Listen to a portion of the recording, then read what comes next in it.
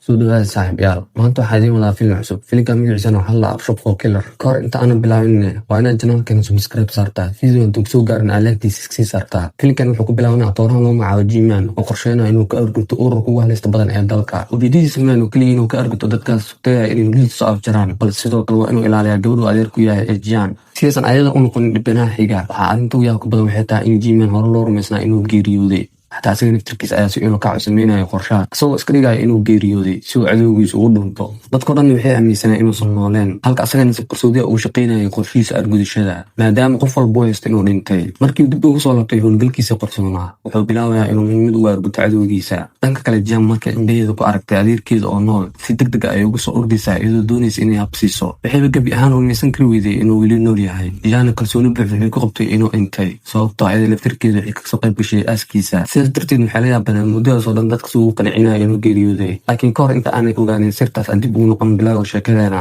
si aan u fahanno cid uu yahay G-Man iyo sababta ay dad badan u doonayaan dhimashadiisa. G-Man wuxuu ahaa nin dhalinyaro ah oo nolol caadi ah ku noolaa. wuxuu xubin ka ahaa calooshood u shaqaystayaal dadka ku dili jiray lacag. qof kasta oo loo dirana way dili jireen, xataa meel kasta oo joogo. laakiin u malaynaya inay Soomaaliya tagi karaan. kooxda dhexdeeda waxaa mar walba tartan adag kala dhexayn jiray nin loo yaqaano Bailey oo ah nin aan naxariis lahayn. laakiin G-Man qalbigiisa ma aqbalaya inuu sii wado dilka dadka aan waxba galabsanin. sidaas darteed wuxuu go'aansanaya inuu shaqadaas kaga tago. dilkiisa ugu dambeeyay xataa G-Man wuxuu Bailey kaga dhuftay isha toori asagoo ka dhigaya inay il bunto. wuxuuna arkayaa inuu Bailey mutastay iqaabtaas maadaama uu horey u leeyahay dad aan waxba galabsanin. markii uu kooxda ka baxay G-Man wuxuu furinayaa dukaan ganacsi oo caadi ah oo lagu iibiyo tubooyinka biyaha ah, laakiin ganacsigaas wax faa'iida ma keenayo. sidaas darteed wuxuu go'aansanaya inuu gebi ahaanba bedelo shaqadiisa isagoo galaya ganacsi cusub oo sir ah, kaasoo noloshiisa u bedelay waddo khatar badan oo tii hore ka khatarsan. dukaankiisa xataa wuxuu bixinaya modern helbi, halkaasoo qof kasta oo doonaya inuu iibsado bistool ama hubka si fudud ugu dalban karo internetka. laakiin isla markii uu ganacsigaas bilaabay, noloshiisa waxay isu bedelaysaa cadaab. ururkii hore u tirsanaa mar walba way daba socdeen, waxayna ku dhawaayeen mar walba inay soo weeraraan. ugu dambeyntiina ururku waxay dilayaan walaalkiisa G-Man iyo xaaskiisa, xataa hooyadiis kama aysan reebin. taasina waxay dharbaaxadii ugu weyneed ee noloshiisa. waxaana markaas laga bilaabo uu go'aansanaya inuu mas-uuliyadii Jian dus saarto. G-Man wuxuu Jian u korinayaa sida gabadhiisa oo kale, laakiin Jian ma ahayn gabar caadi ah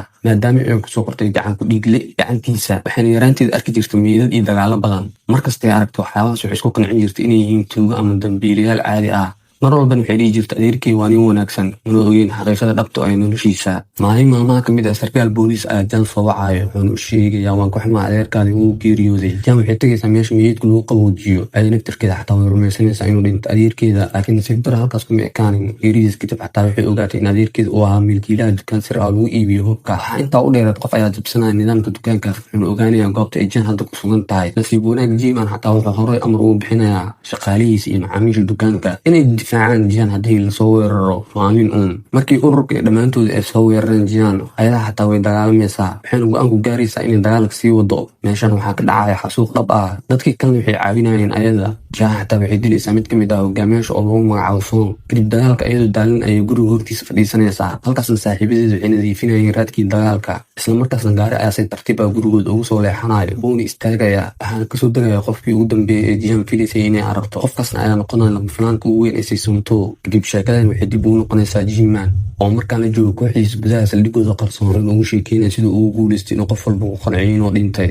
G-Man wuxuu dhahayaa ururku wuxuu ii siiyey 2 doorasho oo keliya, mid waa inaan isdilo, tan kalena waa inay ayagii dilaan. Jian markaa arkay nolosheeda inay halis ku jirtaan, waxaan go'aansaday inaan ciyaaro qorshe cusub. kadib wuxuu keenayaa meyd qof kale ah, wuxuu gelinayaa musqusha dhexdeeda. meydkaasna wuxuu u gelinayaa maaskar wejigiisa u eg qof kasta u rumaysta inuu yahay asaga oo dhintay. markaas kadib wuu dhoola cadeynaya, wuxuuna dhahayaa saas darteed dadda waa noolaa Soomaan.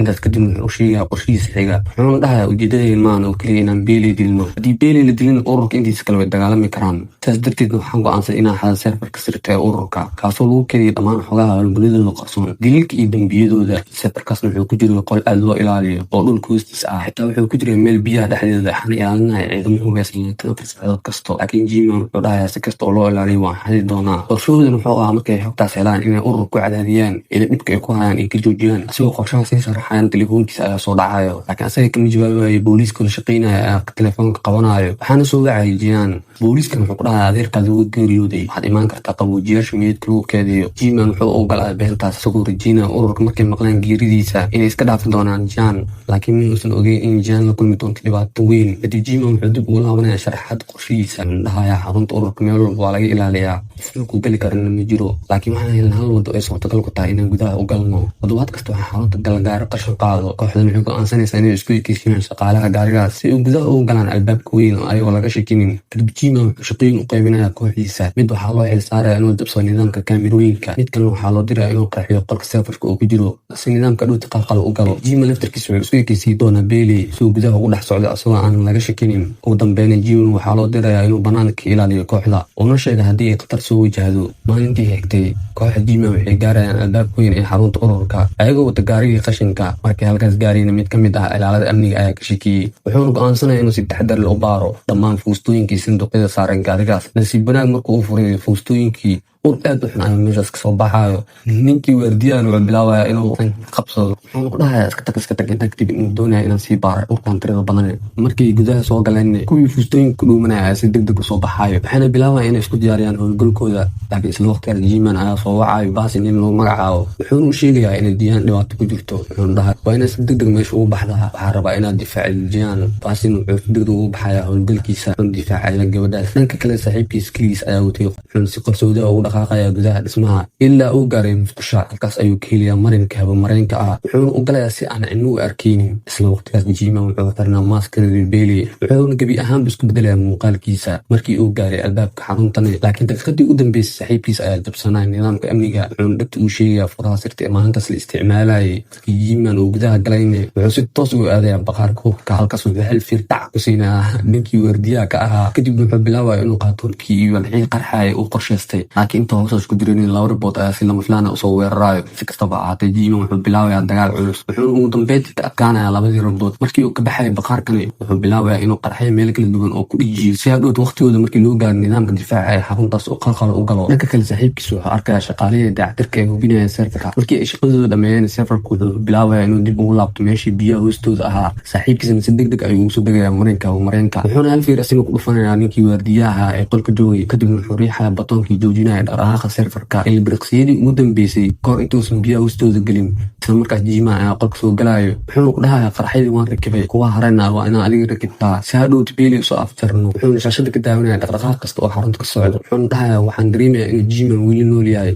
Johngan wuxuu amar ku bixinayaa dhammaan diyaaradaha daroonka in banaanka lagu sii daayo si xarunta loo soo baaro haddii qof uu banaanka ka caawinayo weerarka dhowr ilbiriqsi gudahoodna daroonadii waxay helayaan goobtii uu ku sugnaa Jian kaas oo banaanka hagaya howlgalka markuu arkay in daroon badan oo kusoo dib wareegayo Jian wuxuu si degdeg ah ugu furayaa rasaastiisa wuxuuna ridayaa dhammaantooda kadib isla markiiba goobta ayuu ka baxsanayaa laakiin isla waqtigaas gudaha xarunta waxaa ka dhex yeerayo khaylo aad u dheer ah Johngan wejigiisa cabsi ayaa kasoo muuqanayso wuxuuna askarkiisa ku dhahayaa qof walba meel gaar ha tago hana soo qabto qof kasta oo gudaha soo galayo isla waqtigaasna Jian ayaa qarxinaya albaabka weyn ee qolka qaraxaasna askarta meel kala duwan ayuu kala tuurayaa kadib Jian wuxuu iska bixinayaa maaskaradii Bailey wuxuuna wejigiisa dhabta ka hor istaajinayaa dhammaan xubnihii ururka Jian wuxuu bilaabayaa inuu rasaas culus ku furo dhammaantood askartii qolka ku sugneed Bailey wuxuu ka faa'iideysanayaa jahawareerkaas wuxuuna si degdeg u baxsanayaa qolka kahor intuusan dabagelin Baileyne Jian wuxuu tuurayaa bam aad u weyn bamkaasna wuxuu qalqal ku ridayaa qof kasta oo dagaalamayo oo askartaas ka tirsan intaas kadib Jian wuxuu si toos ah u raacayaa Bailey labadooda waxay isku helayaan buunda dheer oo dhex taalay dhismaha ugu dambeyntiina Jian ayaa adkaanayo